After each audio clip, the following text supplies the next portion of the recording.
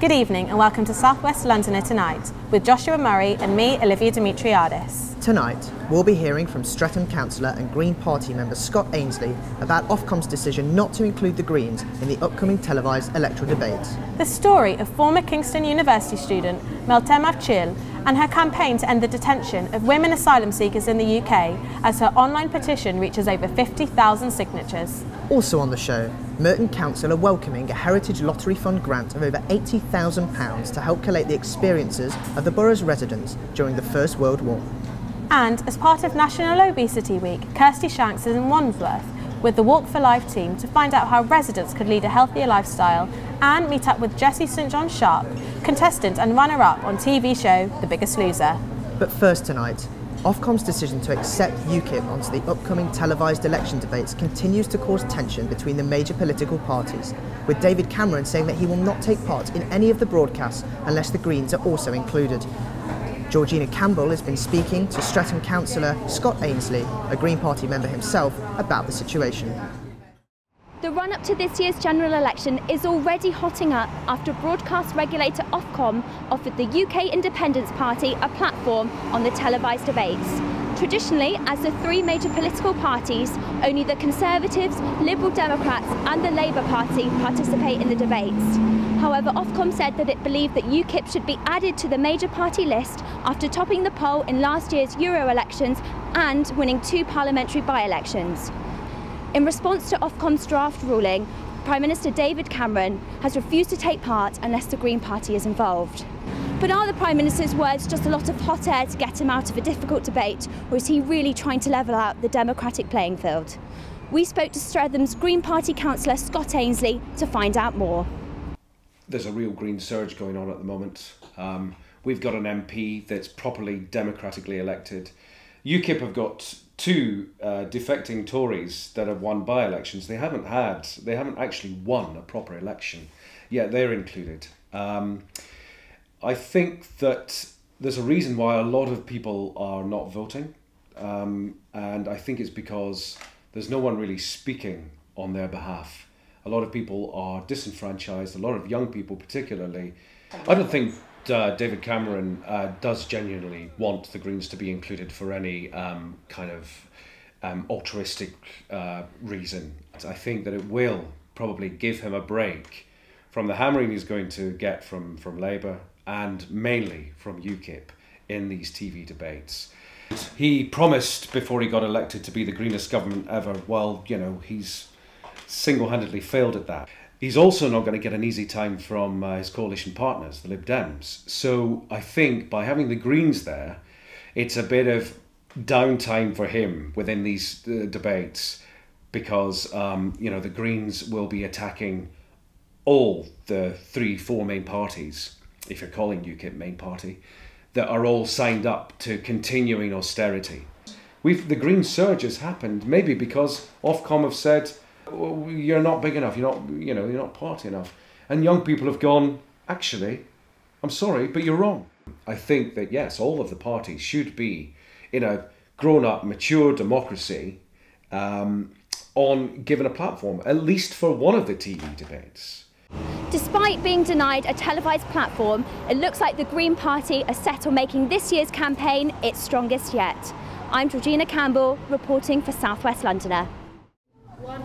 Merton spent 3 months in Yarl Wood detention centre after being rejected refugee status at the age of just 13. Now she won the Christine Jackson Young Person Award for campaigning against refugee detention camps. Our reporter Konstantinos Lianos has met with the young activist to discuss her successes. I'm at Kingston University, the place where former student Meltem Avcil fought for her campaign to end the detention of women asylum seekers in the UK and close down Yarl Wood Immigration Removal Centre. The idea was born when Meltem and her mother were sent to the Bedfordshire Detention Centre 8 years ago when she was only 13 years old. Meltem comes from a Kurdish family that was persecuted in Turkey and travelled to the UK in search of a better life. Even though she and her mother were allowed out, she insisted in starting the campaign that has now reached over 51,000 signatures in her Change.org petition. This led to human rights recognition, as Merton won the Christine Jackson Young Person Award last month. I actually thought to myself, well, you know, there's no chance of you winning this. And it was actually the opening of the ceremony. So I was just looking down, daydreaming, and all of a sudden when I heard my name, I did not know what to do. I went down. I was really honoured to take it. It means that I achieved something on behalf of my name, my mum, the women in there. It means it's very sentimental to me. Me personally, I'm trying to break this negative image that has been created by the media towards refugees and asylum seekers, which is completely not true. Will you stop? Will you ever stop as long as Yarl Wood is open? No. You'll never stop as long as it is open? No. Merton is no stranger to successful campaigns. Her contributions led to the government announcing 5 years ago that Yarl Wood would no longer detain children. However, this time, she's determined to take it way farther. I'm Konstantinos Lianos for Southwest Londoner. A new Merton-based project is exploring the history of the borough's involvement in the First World War as part of its centenary, after the council received a substantial Heritage Lottery Fund grant. Iona Napier has gone to the Merton Civic Centre to find out more. I'm here at Merton Civic Centre in southwest London, where the council is celebrating an £80,000 fund to help them commemorate Merton's contribution to the First World War. Carved in Stone is an exciting new project set to explore the lives of people commemorated across the borough in local memorials. Following Merton Council's successful bid to the Heritage Lottery Fund, a grant of £80,900 will be put towards recording and collecting the experiences of Merton people during the First World War.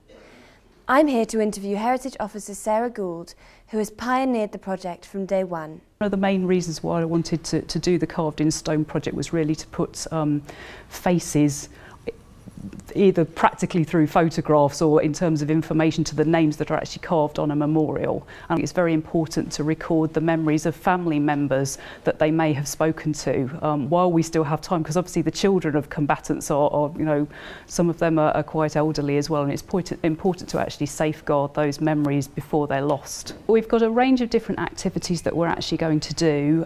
We're investing in getting various items like some of our precious wartime documents, some of which you can actually see on the table here, conserved for posterity. Thing to see a name carved in stone on a memorial, which obviously those people need to be commemorated for the sacrifice that they made. But if you know what that person's family life was like, where they were born, where they went to school, what their interests were, what they did for a living, as well as their military activity, then you see a person as opposed to just a name carved in stone, and that's the real rationale of the project. The council's heritage team will hold several war story days and events over the next 2 years, giving people the opportunity to find out about Merton residents on the home front, as well as the life stories of those in combat.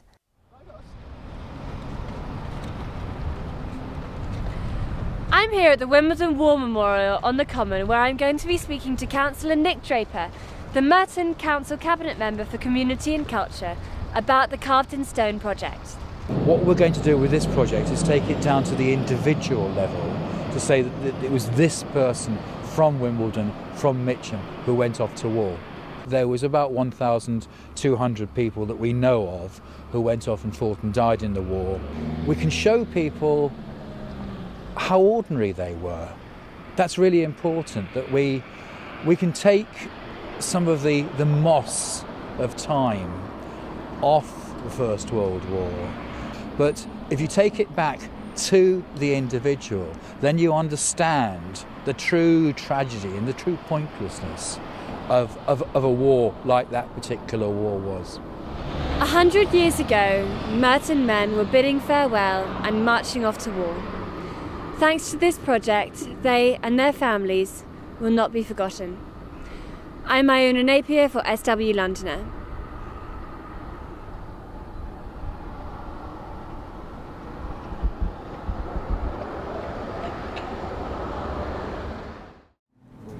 And finally tonight, Jessie St John Sharp lost more than 40% of her body weight whilst taking part in the TV show The Biggest Loser. Now, as part of National Obesity Week, she's been talking about her experiences with South West Londoner reporter Kirsty Shanks, who also met up with the Walk for Life team. As part of National Obesity Awareness Week, experts in Wandsworth are asking residents to make small changes for a healthier lifestyle. In 2012, as many as 52% of adults in Wandsworth were classified as obese or overweight. We're here at Tootingbeck Common today as part of Walk for Life, a free and easy way to get active. Walk for Life is part of the National Walking for Health programme. It's a programme of short volunteer-led walks designed to help people who are inactive start being more active. So they happen in and around the communities. The best thing about them is that they're free, and because they're so short, they're very accessible for people. They get a real good social benefit from it as well. They all finish at the coffee shop and have a cup of tea. And I think that's another big benefit for people doing activities, that social aspect. A lot of the time when you're active, you're doing it with other people. And so if you're sat at home and you're struggling to get active and you're struggling to find the motivation to go out, when there's a group that's expecting you, and all of a sudden you feel like you should be there, and so that helps a lot more. A lot of people won't walk on their own, are too shy, they might have had an operation or something, and you know it's very difficult for them. But I think it's hugely important to get people out of their houses into the community. The walk that we've done is, as I explained earlier, is the same walk that we have done for 12 years, every single week. It's become less of a sort of route march now and more of a sort of social thing, which I think is equally as important as the walk itself. And as you can see, it's a very social group, and I think it's worked very well. Walking isn't just for the older generation, as Jessie St John Sharp can vouch for. Jessie from South London lost an astounding 7.5 stone when she went on ITV's Biggest Loser. Now a personal trainer, Jessie told us that walking can be the best and only way to start getting fit. Weight had definitely been an issue for me for a long time. I'd been obese from the age of about 4. I was actually trying to save up for a gastric band and I didn't have enough money. And I was sitting there and I saw an ad come on for ITV Biggest Loser. So I literally applied and I got on the show, and I think that for me was the motivation that I needed to get me started. In terms of the Walk for Life campaign, I would say it's definitely a good movement. When I was at my heaviest, which was roughly about 19 stone, all I could do was walk. I couldn't run. I could barely just walk without getting out of breath. So it's definitely a good way to start getting into fitness. If you want any more information on any of tonight's stories, visit swlondoner.co.uk, or why not follow us on Twitter at @SW_Londoner. For now, it's goodbye from us in Wimbledon. Have a good evening.